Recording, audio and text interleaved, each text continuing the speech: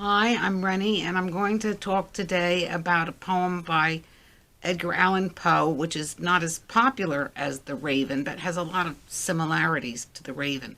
The Raven was 1845 and made Poe famous, not rich, but famous. He had been publishing for years, and he had been mainly an editor in a number of magazines. Actually, just before he died in Baltimore, Maryland, he was on his way back to Richmond, Virginia, where he grew up a lot of his life, to marry a well-to-do widow who had promised that she would publish a magazine for him. It didn't work out that way, but that's what he wanted. He wanted to be a publisher and not just an editor and a critic. The Raven, we know, is in December, and that the narrator remembers the lost Lenore. And we have something similar here, except we're in October. This is evidently also usually published in anthologies that have Gothic, particularly Gothic poetry and horror poetry and Halloween poetry. So he calls it a ballad. It's certainly not a traditional ballad, although it has consistent end rhyme, but it can be, the stanza can be 7 lines, 9 lines. A ballad is usually a quatrain with end rhyme of A, B, B, A. I don't suppose you have to do that, but that's how the ballad started when it started with the legend of Robin Hood poems. And actually, the end rhyme in itself begins with them also. The Iliad and the Odyssey, the Bible, and other oral traditions, they don't have rhyme. I'm surprised. They have a lot of assonance and consonants and alliteration, but they don't discover or use rhyme until the late Middle Ages. So I am going to read here, I'll say the first stanza.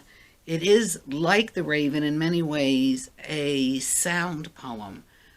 Poe was a master of creating how words were related to each other in their sounds.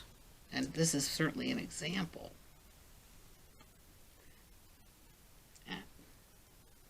The skies were ashen and sober, the leaves were crispy and sere, the leaves were withering and sere. It was night in the lonesome October of my most immemorial year.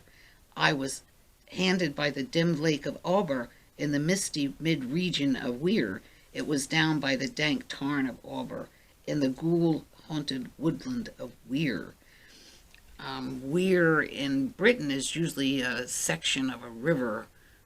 Can be a little swampy, can have small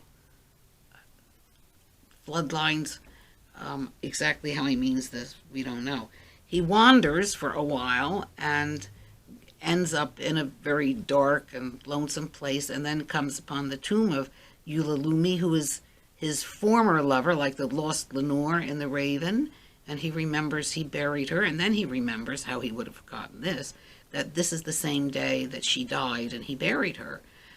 He has a conversation with Psyche, from the Greek soul, and he does speak of his soul, but he uses Psyche as a personification of himself. So he's having a talk with himself.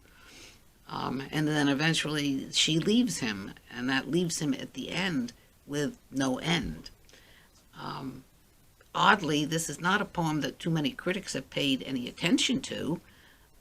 Aldous Huxley called it vulgar. I don't know that it was vulgar for the time period. Everything today is vulgar.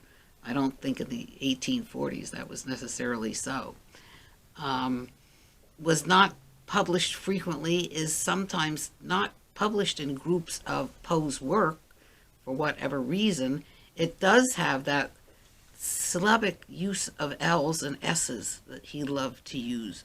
He doesn't have the long line of The Raven, which is iambic octameter, trochaic octameter, once upon a midnight dreary. This is supposedly anapaestic. I don't know exactly how that scans, to be perfectly honest. And I only chose this poem because in the list of the alphabet, I ended up with the word U, and I thought this was at least interesting in the fact that Poe is always interesting, and has well outlasted his time period, even though when I was in school decades ago, we read all of Poe in 7th and 8th grade. Today, most students don't see any Poe until they're juniors in high school, and then they see one.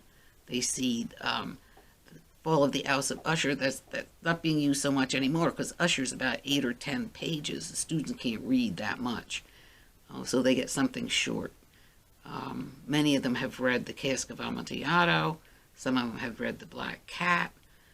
I like The Black Cat simply because when we used to take trips to the Philadelphia place that he rented, it has no furniture in it since he didn't own the material.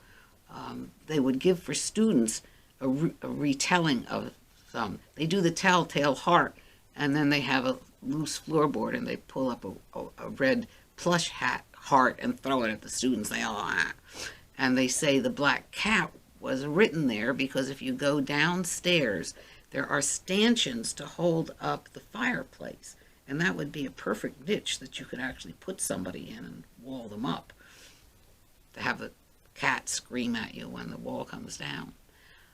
I think this is an exceptional poem. It's not short. It's not truly balladic. I don't think anybody has set the poem to music. And it has that same theme that haunts Poe of the lost woman whose memory haunts him as if a ghost. And this is attributed to his being an alcoholic, being a drug addict. No one has ever statistically or medically proved this to be true. I just read a bio that said he had a lesion on his brain. I never read that before. I have read that they think maybe he had rabies. They also think maybe since he was found in a gutter, as if he were beaten up, that he was beaten up and ended up in the gutter. We don't know, but I have to say, I admire Poe, and I like to use Poe with students because he gave us the horror genre, the first detective short story, the first mystery short story, and created the thriller. And when you can create 4 genres in a relatively short life that affect the entire world of literature today, that's an incredible accomplishment.